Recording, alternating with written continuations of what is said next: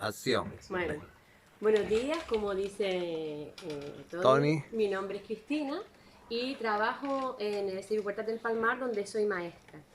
Y hoy les vengo a presentar un trabajo de investigación que realicé que se relaciona directamente con la metodología OAWA.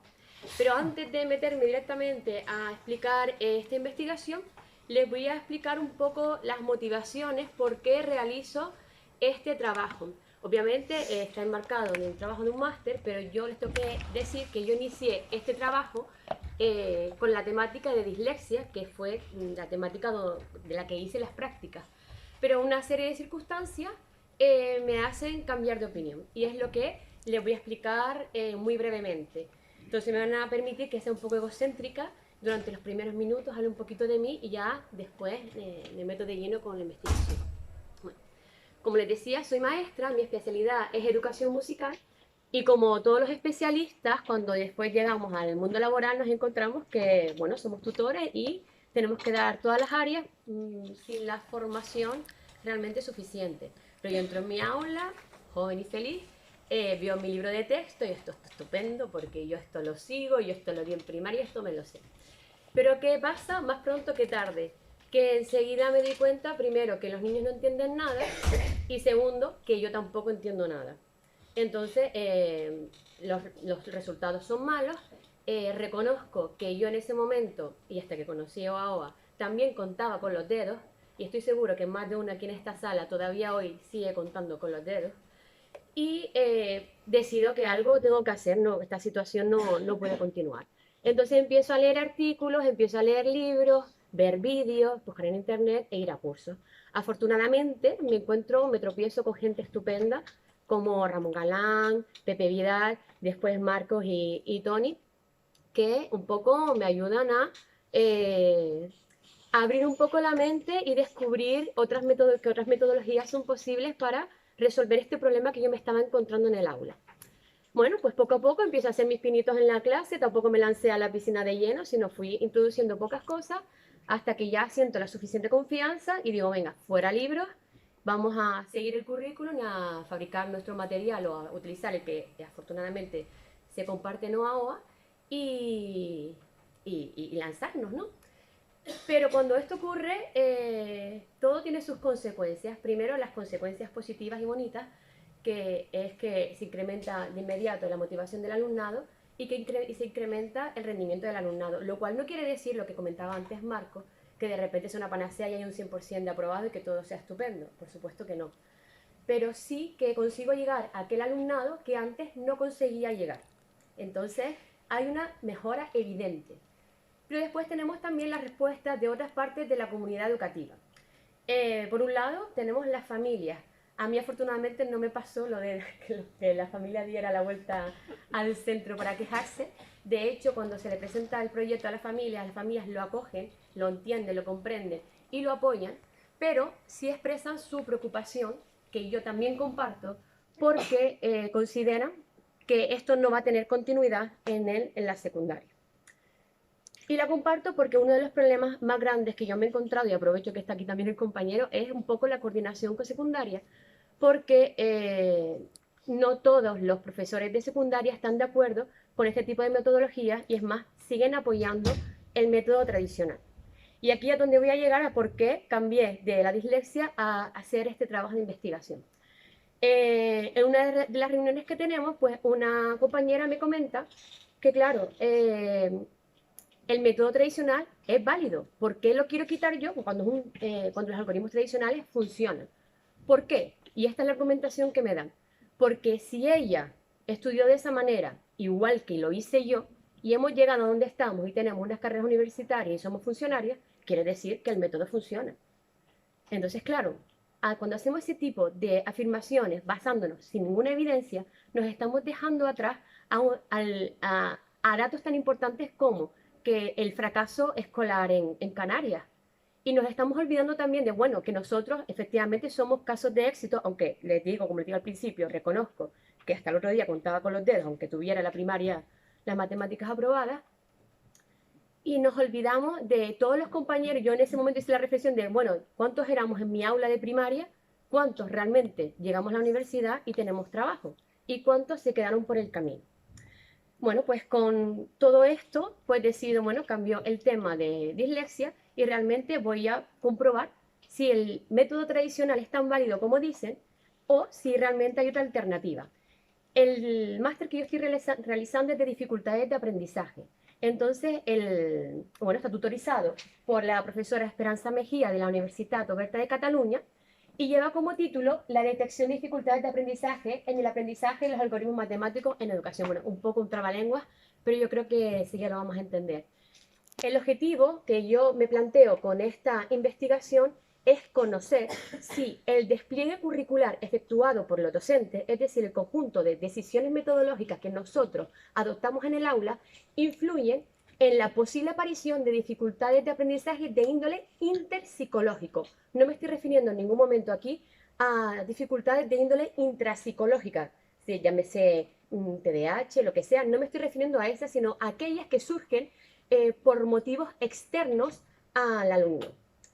Entonces, para ello, realizo esta investigación en la que estudio los algoritmos básicos, los algoritmos para las 4 operaciones básicas, suma, resta, multiplicación y división, y contrastando dos centros muy diferentes, un centro que utiliza la metodología tradicional y un centro que utiliza la metodología OAO. Bueno, entonces, como todo trabajo de investigación, tenemos un marco teórico que sustenta esta investigación, un método que he seguido para llevarla a cabo, un análisis de los resultados y la discusión y las conclusiones. Entonces, para empezar con el marco teórico, lo primero que tenemos que tener claro es lo que comentaba al principio, que son las dificultades de aprendizaje de índole interpsicológico.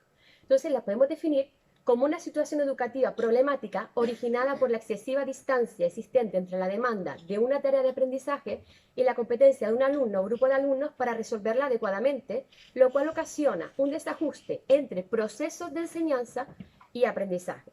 Nos estamos refiriendo, repito, a los problemas de aprendizaje, las dificultades de aprendizaje que aparecen debido al despliegue curricular las decisiones metodológicas que empleamos los y las docentes. Por tanto, de esta definición tenemos que extraer conclusiones, que es que le puede afectar a cualquier alumno o alumna en cualquier momento de su escolaridad y que además va a afectar también a su autoconcepto y autoestima. Y además, si esta situación se prolongase en el tiempo, podríamos llegar a una situación en la que la enseñanza no tenga ninguna efectividad. Si estamos, esto lo podemos relacionar un momento con lo que decía antes Tony, bueno, lo que decía Juan Carlos, que decía Tony, dice, ¿para qué le enseñas a una cosa si todavía no tiene la anterior? Pues nos estamos refiriendo a estas dificultades que surgen cuando un alumno aún no tiene adquirido o no adquirido de forma correcta unos conceptos básicos, pero seguimos avanzando, de manera que cada vez nos alejamos más de su zona de desarrollo próximo y ya la enseñanza no tiene ninguna eficacia. Tenemos niños con baja autoestima o con desinterés. Entonces, un área que se presta mucho a estas dificultades de aprendizaje de forma tradicional es las matemáticas. De hecho, el decreto 89/2014, que es el currículo que desarrolla el currículo de educación primaria, reconoce la herencia escolar de la enseñanza de las matemáticas basada en la repetición mecánica de los cálculos y en la memorización de contenidos poco útiles para la vida. Eso ya lo reconoce nuestro decreto. Entonces, no nos debe extrañar que muchos autores piensen que tradicionalmente en la escuela se ha utilizado las matemáticas como medida de la inteligencia. Por tanto, si vale el que vale, vale, y el que no para sociales. Y a ver, cuántos de aquí de esta sala probablemente en algún momento de su escolaridad no se fueron por letras y no cogieron ciencias porque o le dijeron que las matemáticas no se les daban o porque las matemáticas eran difíciles. Por tanto, afortunadamente, tenemos que hay docentes e investigadores que están decidiendo que hay que cambiar el foco de atención, porque si siempre tenemos el foco de atención en el alumno, si consideramos que las dificultades de aprendizaje se deben a problemas intrapsicológicos, nunca vamos a avanzar. Tenemos que cambiar la mirada y focalizarnos también en el análisis crítico de las decisiones que tomamos en el aula. Y ahora les voy a recordar cómo funcionan los algoritmos tradicionales, que estoy segura que todas se lo saben, pero los recordamos. En la escuela, normalmente los algoritmos tradicionales se conocen como me lo llevo, lo tomo prestado y a todos nos suena y todos los aprendimos a fuego. Entonces tenemos esta suma, 56 más 28, 6 más 8, 14, me llevo una, no te olvides de subirla a la azotea, ¿vale? 1 más 5, 6, más 2, 8, 84, qué bien lo hice. Y una resta sería algo así, ¿verdad? De 8 para llegar a 6, resulta que no puedo. O sea, yo al 6 no le puedo quitar 8 de ninguna manera, aunque después el sexto de los números negativos, pero yo no puedo a 6 quitarle 8. Entonces, no pasa nada, le pido prestado el 1, se lo pongo al lado, el 16, ahora de 8 para llegar a 16 son 8, lo bajo abajo, se lo sumo, 2 más 1, 3, voy al 5, ya tengo 2, 28. Súper fácil, ¿verdad?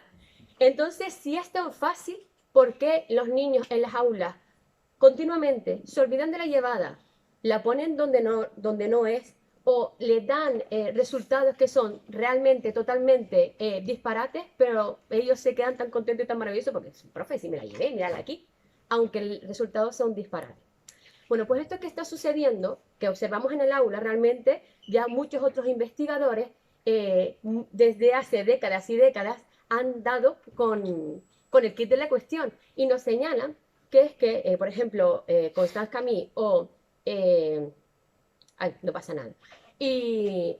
le doy para atrás. O Fernando Bravo nos señalan que en la enseñanza de los algoritmos tradicionales mal enseñan el valor posicional del número. Y eso nos conlleva a tener un desarrollo deficiente del pensamiento numérico. Y todo eso tiene consecuencias y podrá conllevar a la aparición de una dificultad de aprendizaje. Además, cuando operamos con los algoritmos tradicionales, operamos siempre con cifras y no con números.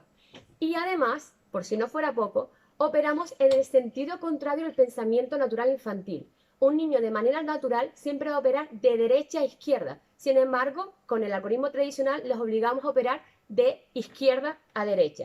Y ahora sí, para que nos entendamos, teníamos la suma anterior. Si operamos con cifras y no con números, sumamos 1 más 5 más 2, que es 8.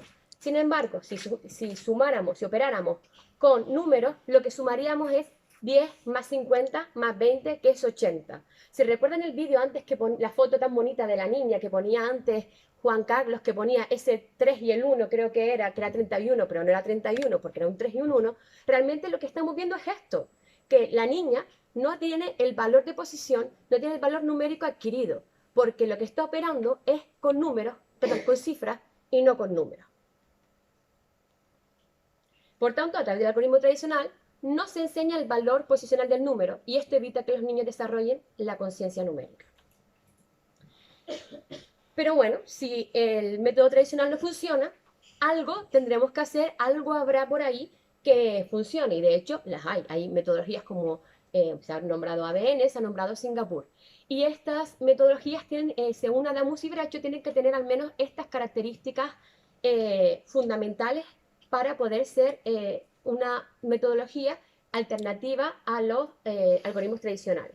Primero, debe estar basada en un conocimiento profundo del sistema numérico decimal. Debe trabajar con números y no con cifras.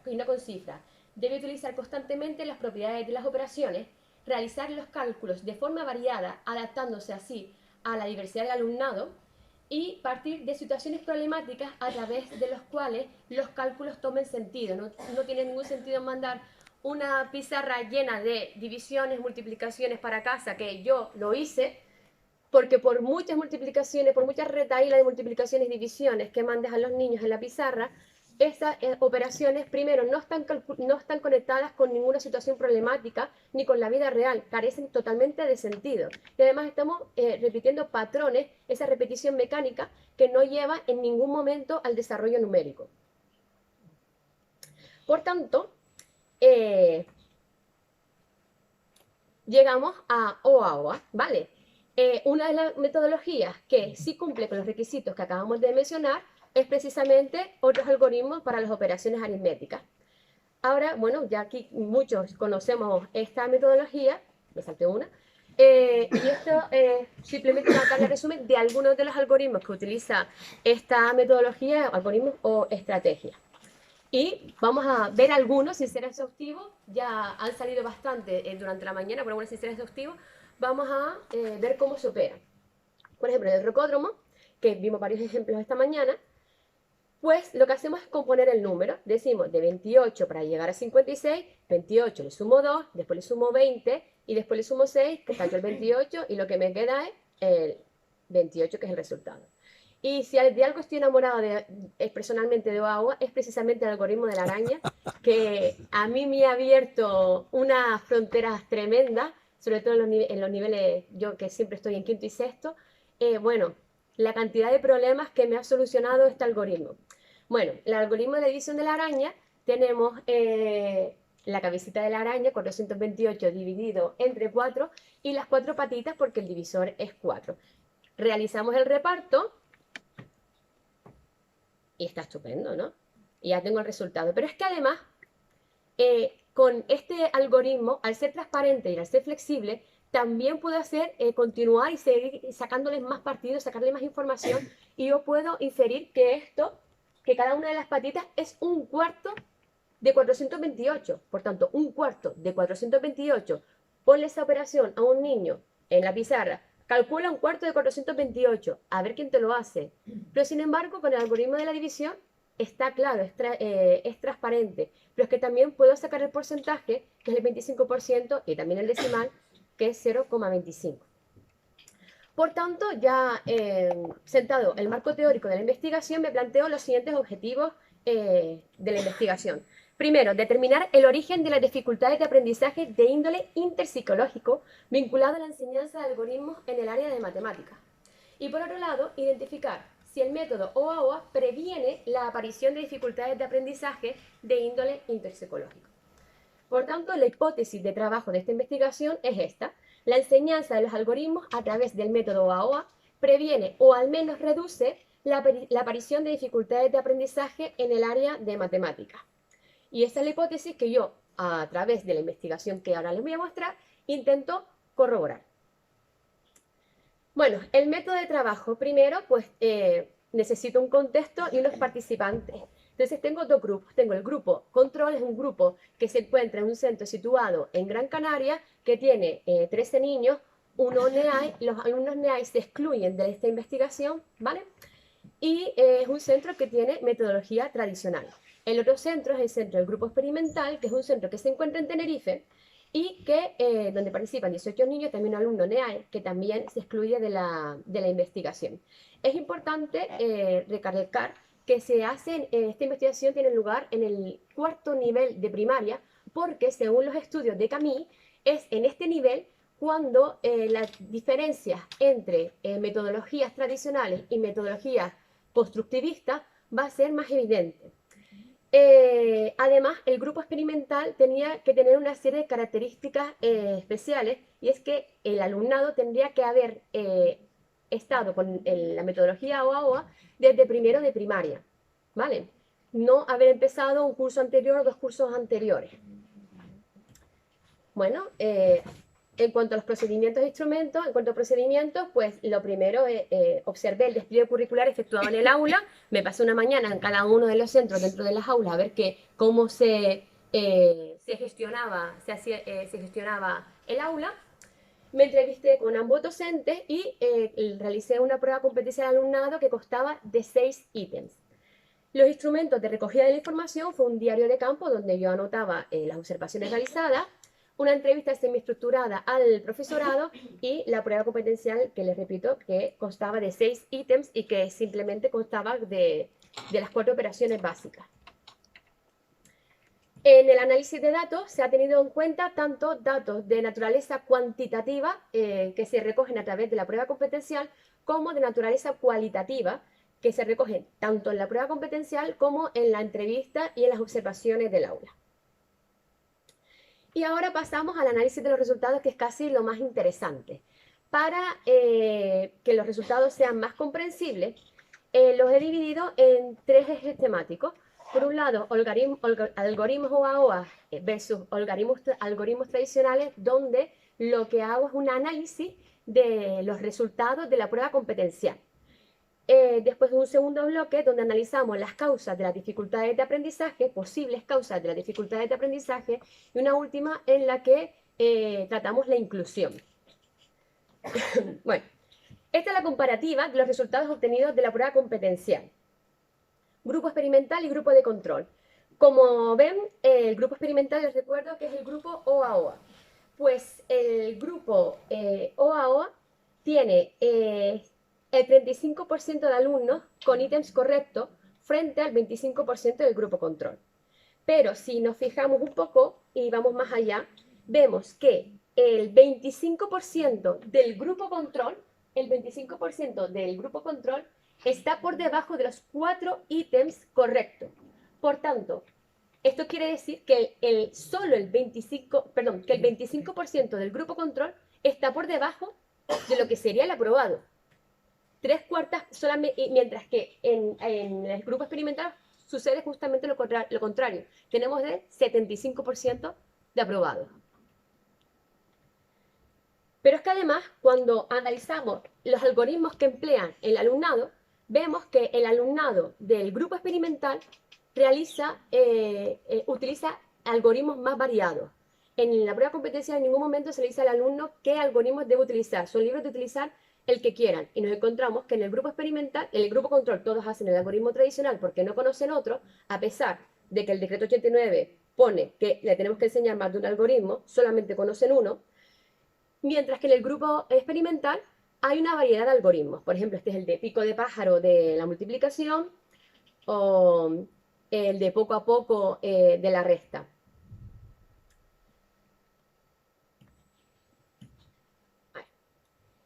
Y otra cosa que me llamó especialmente la atención es los errores.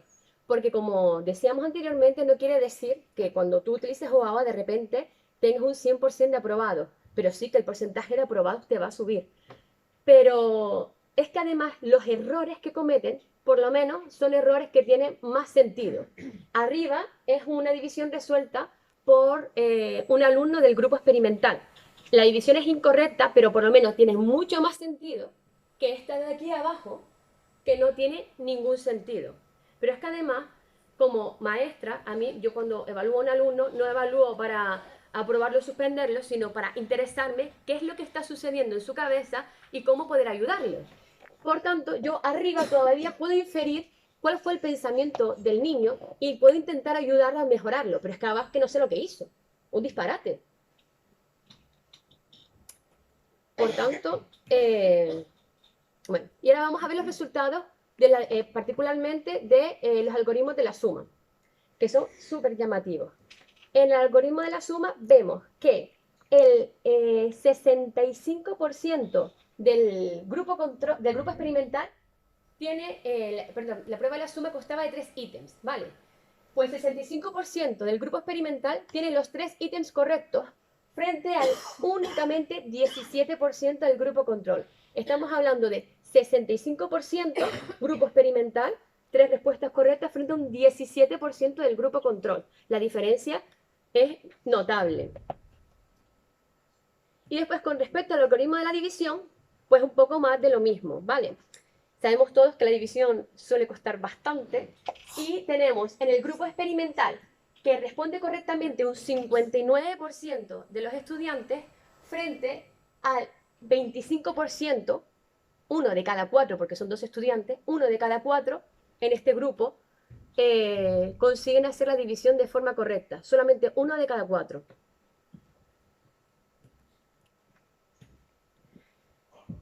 Pero es que además, los alumnos que realizan la división con el algoritmo de la araña en cuarto de primaria, utilizando la metodología OAOA, son capaces de realizar la división hasta los decimales. Y estoy segura que muchos alumnos de secundaria todavía no sabrían hacer esto y casi me atrevo a hasta algún profe. Bueno, esto es en cuanto a los resultados de la prueba competencial. Después, en cuanto a la entrevista con los docentes, se les pregunta por... Bueno, en la entrevista semiestructurada se hablan de varias cosas y entre ellas pues se les pregunta si consideran que el área de matemáticas es difícil y ambos docentes coinciden en señalar que el área de matemáticas no es o no debe de ser especialmente difícil. Ambos docentes también creen que la formación que recibieron en el magisterio tampoco fue suficiente.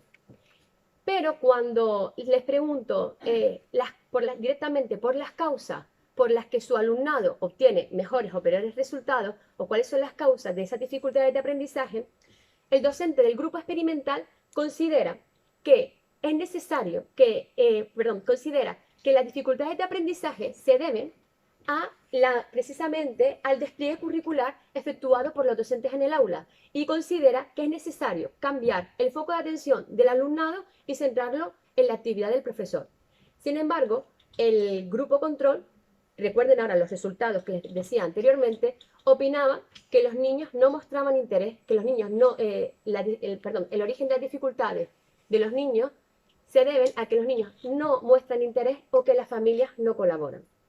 Esto ya nos hace un poco reflexionar sobre, habiendo conocido los resultados, sobre nuestros pensamientos, nuestras expectativas, nuestras creencias, también cómo influyen en el despliegue curricular que realizamos en el aula y en las decisiones metodológicas que llevamos a cabo. Y ahora llegamos al último punto de análisis de los resultados, que es la inclusión. Como les comentaba, yo pasé una mañana completa en cada una de las aulas de estos centros y hice una serie de observaciones. Bueno, en ambos centros se apostaba por el trabajo cooperativo, sentados vamos a decir que se apostaba por sentarlos de forma agrupada de 4 personas, que eso no quiere decir tampoco que sea trabajo cooperativo. En el grupo control, casualmente, esto es totalmente casualidad, estaban dando el mismo contenido de geometría. Eso fue totalmente casual, ¿vale? No estaba planificado, pero pasó de esta manera. Entonces, como les decía, en el grupo control, asisto a la clase, la profesora da su explicación, una exposición sobre el contenido, y explica la ficha que hay que completar. Los niños se sientan, completan la ficha y el docente se sienta junto al alumnado NEAI para ayudarle, que tenía una ficha que también tenía los contenidos, el mismo contenido que el resto del alumnado, pero adaptado a su nivel. ¿Qué pasó? Pues que a los 5 minutos tenía 4 niños alrededor. A los 6 minutos habían 7 niños alrededor y ya había más niños de pie que sentados, preguntando dudas. Y yo les pregunto a ustedes, si un niño tiene dudas y se levanta para preguntar, ¿es un niño que no tiene interés? Porque si no tuviera interés, tampoco se levantaba para preguntar. Simplemente, creo, opinión personal, no ha quedado claro con la explicación. Quizás es necesario, antes de pasar de una explicación a escribirla en lenguaje simbólico, quizás es necesario pasar antes por alguna fase manipulativa para que después el alumno sea más autónomo. También, esto se relaciona también un poco con la metáfora del andamiaje de Brunner, que primero tenemos que ofrecerles unas ayudas al alumnado y después las tenemos que retirar poco a poco. Y si no ofrecemos esas ayudas se las retiramos antes de tiempo, volvemos otra vez a lo que decíamos al principio. Se va creando una distancia entre lo que le enseñamos y lo que el alumno es capaz de aprender. Y por tanto, estamos generando el caldo para que se creen estas dificultades de aprendizaje. En el grupo experimental observo también la actividad en el aula y lo que observo es que el alumnado tiene que estar en un taller de geometría y medida donde tiene un aula inmensa llena de materiales. El alumnado tiene una serie de retos y de forma autónoma en grupitos van realizando los retos.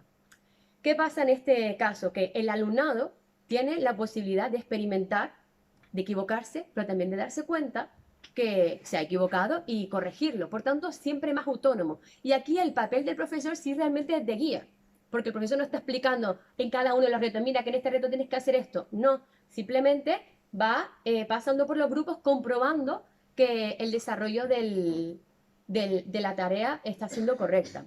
Además, también tengo que decir que en esa aula había docencia compartida, por tanto había 2 profesores. Bueno, y hasta aquí el análisis de los resultados.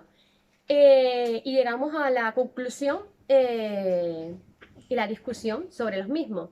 Y yo, tras esta investigación, tras este análisis de los resultados, concluyo que OAOA pues obtiene mejores resultados que la metodología tradicional. Entonces, para ponerlo siempre en retrospectiva y saber el alcance que pueden tener estos resultados, voy a recordar cuáles eran los objetivos de esta investigación, que eran determinar el origen de las dificultades de aprendizaje de índole interpsicológico vinculado a la enseñanza de algoritmos en el área de matemáticas e identificar si el método OAOA previene la aparición de dificultades de aprendizaje de índole interpsicológico. Estos son los objetivos que yo me planteaba al principio de esta investigación. Pues ahora, al finalizarla, llego a las siguientes conclusiones. Llego a la conclusión de que la enseñanza de los algoritmos tradicionales dificulta la comprensión de los principios de valor de posición y agrupamiento, repercutiendo en un pobre desarrollo del pensamiento numérico y pudiendo ser una de las principales causas de la aparición de dificultades de aprendizaje de carácter interpsicológico. No puedo afirmar con rotundidad que el método AOA prevenga la aparición de dificultades de índole interpsicológico. ¿Por qué? Porque no tengo investigación suficiente que la sustente, ¿vale? Sobre algoritmos tradicionales hay mucha investigación. Sobre el método OAOA en particular, no. De hecho, este es el único estudio que yo conozco.